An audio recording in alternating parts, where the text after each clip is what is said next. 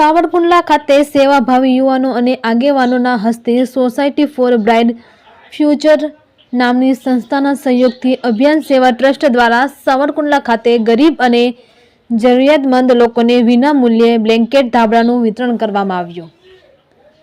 સાવરકુંડલાના મેમણ જમાતા ખાના હોલ ખાતે સેવાભાવી કાર્યકરોના હસ્તે જરૂરિયાતમંદ લોકોને ધાબળા વિતરણ કર્યા।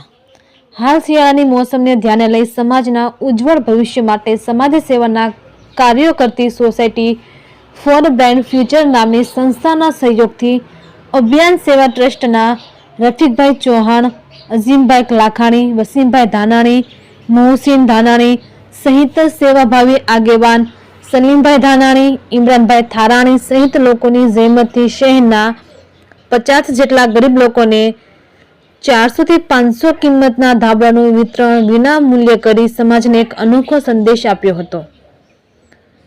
રિપોર્ટર યોગેશ ઉનડકટ, સાવરકુંડલા।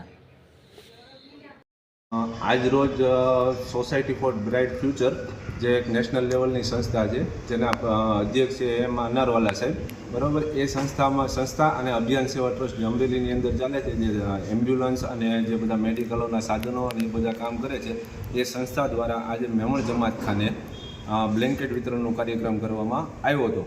આ બ્લેન્કેટ અંદાજિત કિંમત 400 થી 500 રૂપિયાના બ્લેન્કેટ હતા અને 40 થી 50 જે ગરીબ લોકો છે, બરાબર, એમને વિતરણ કરવામાં આવ્યું હતું।